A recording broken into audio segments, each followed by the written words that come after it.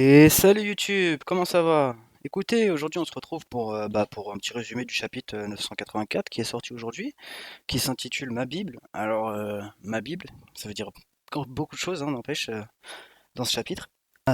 Avec toujours la petite couverture sur chiffon, Lola et son père, hein, qui n'est pas mort. Après, il y a pas mal de gens qui vont dire ouais, c'est pas normal, il est pas mort, alors au final, on peut plus compter sur aucune mort dans One Piece. Mais en soit, j'ai envie de dire, si Oda l'a fait, il y a peut-être un fond derrière, hein. Pour l'instant, pour la plupart de la communauté, c'est les mini-histoires la plus ennuyante, hein, pour une grande partie.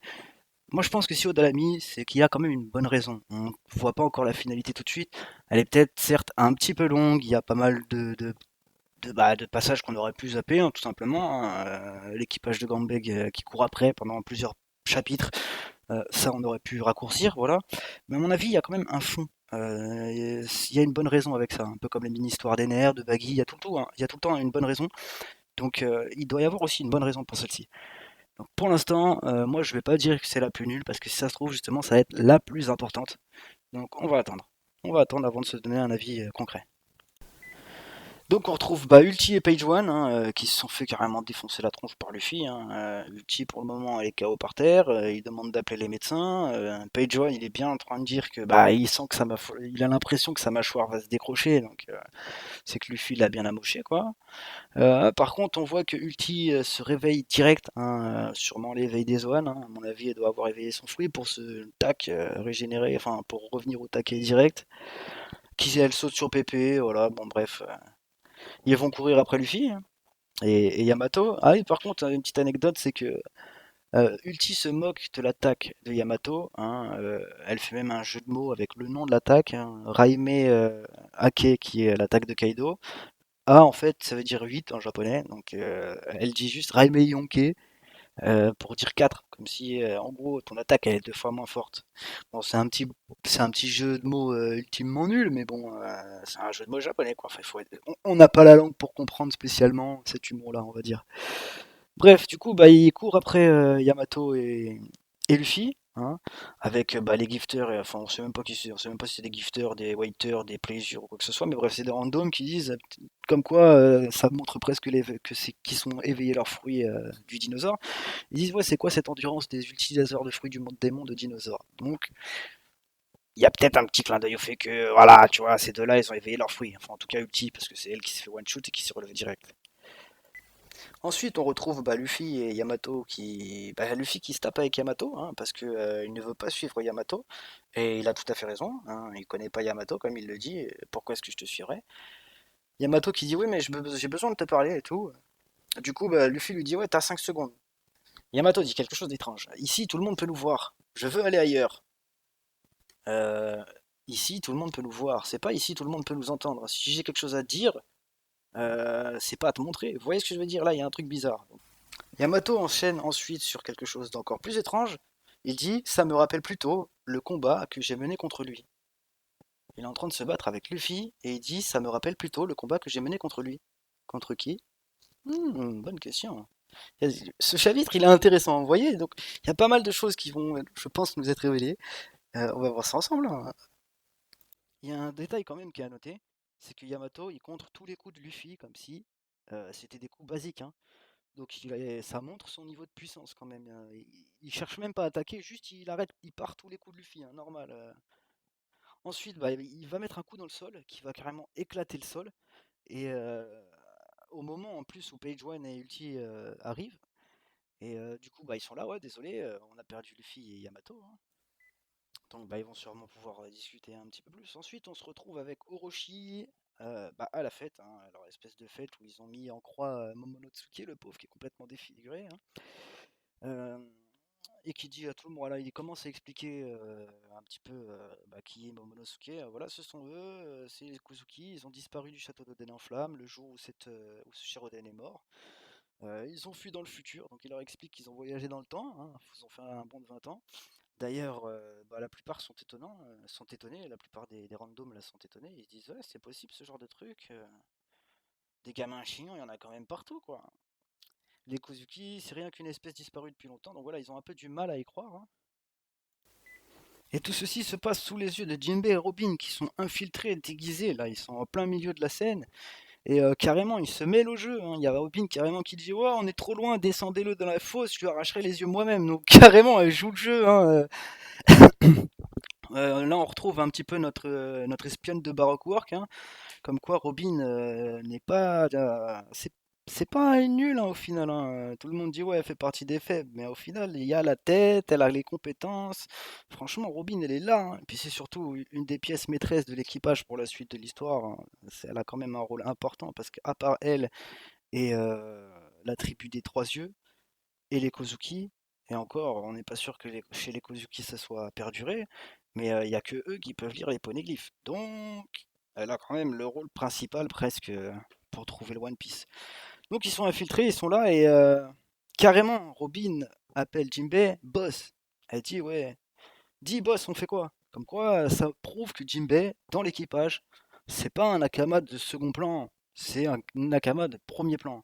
Ça va être le numéro 2, je pense que ça va être le deuxième bras droit de Luffy, pas en termes de puissance, mais en termes de maturité, de savoir, de connaissance sur le monde de One Piece, parce que c'est quelqu'un de très réfléchi. On sait que toutes ses actions, elles sont réfléchies, elles sont faites pour protéger son pays.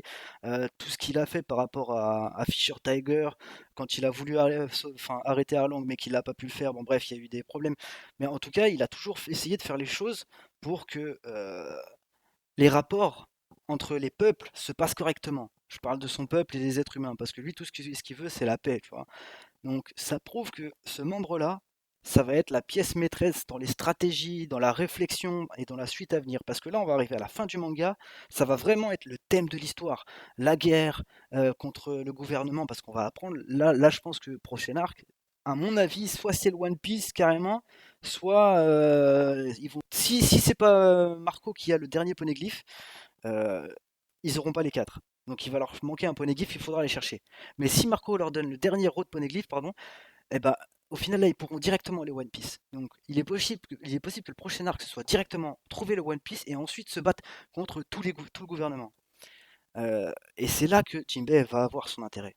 Jinbei, à partir de ce moment-là, c'est lui qui va être le symbole de maturité, qui va juger, je pense, toutes les stratégies entre les fruits du démon, comment les annuler, comment ceci, cela, parce que Barbe Noire a quand même deux fruits du démon. S'il se mêle à la guerre et qu'il y a Im en même temps, ce qui est très fort possible, parce que le manga doit se finir en 5 ans, donc il est possible que le dernier arc, ce soit vraiment presque une mêlée générale. Vous voyez ce que je veux dire?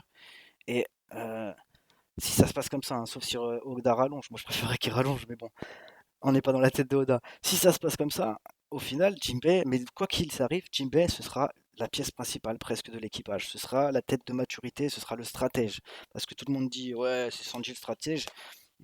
Pas tant que ça, il a son côté, mais le vrai stratège maintenant d'équipage, il y a sans conteste, ça va être Jinbei. Donc il va falloir, comme le dit Robin, c'est le boss de l'équipage, même si c'est Luffy le capitaine au final. Donc ils sont infiltrés, Robin dit qu'elle ne peut pas regarder Momo dans cet état et Jinbei lui dit les samouraïs vont intervenir, il est juste encore trop tôt. Courage Robin, pour l'instant il faut attendre quoi en gros. Euh, et on entend carrément Orochi qui dit quoi? Ouais, va-t-on l'embrocher? Non. Est-ce qu'on va le fusiller? Non. Qu'est-ce qu'on va faire? Eh ben on va le faire bouillir comme Oden, hein. Pourquoi pas changer une technique qui marche, hein? Et puis surtout pour bien humilier cette famille. Mais bref, donc du coup, on se remarque aussi que bah, les samouraïs sont aussi infiltrés, hein. Ils sont là, ouais, Sir Momonosuke, déguisés en random de Kaido, hein. Donc ils sont aussi à la fête, ils s'attendent qu'une seule chose, avec Yayogoro aussi, qui est juste une chose pour attaquer. Ils attendent le signal de Kin, hein. Donc les soldats, comme voilà, les soldats participent au raid, tout ça. Ensuite, on a un plan sur Law et son équipage qui vont accoster, hein. Ils vont envoyer tout le monde sur la rive. On retrouve Nekomamushi qui vient d'arriver avec Marco et Izo qu'on attend depuis des lustres et enfin les samouraïs sont enfin tous réunis. Kiku qui est extrêmement content de revoir son bro quoi.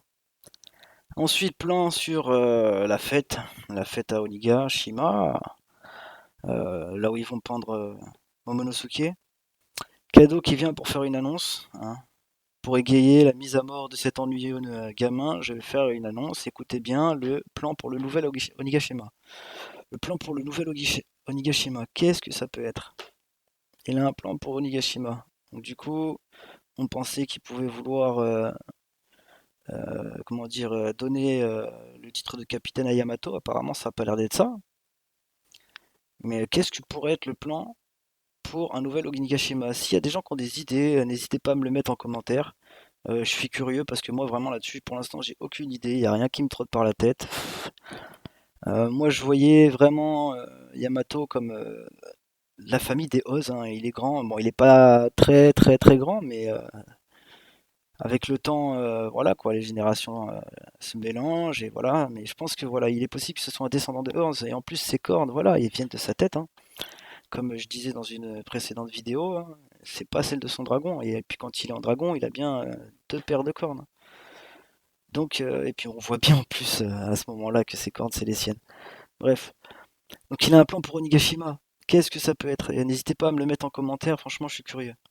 On change encore de décor pour retrouver Yamato et Luffy, qui acceptent du coup de parler 5 minutes avec Yamato, hein. Yamato qui explique du coup, un jour j'ai dit à mon père que je voulais devenir Oden Kozuki, il m'a envoyé valser. Luffy qui demande pourquoi il lui parle de ça.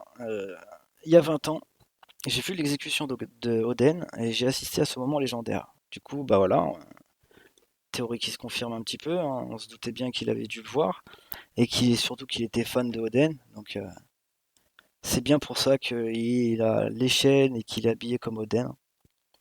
Aucun samouraï n'est aussi illustre que lui, dit Yamato. Ce que Orochi et mon père ont fait, enfin, en gros, c'est un scandale. C'est pas ça qu'il dit. Il dit et c'est Orochi et mon père qui l'ont tué. Quelle amertume. Mais plus que ça, j'avais chaud au cœur. Je ne pouvais plus retenir mes larmes. C'est compréhensible. Et il a trouvé le journal de Oden Kozuki à Kiku et c'est devenu sa Bible. Sa Bible, c'est pour ça du coup le titre du chapitre. Mon père et ses hommes ne connaissent pas son existence. Là-dedans se trouve une chose importante.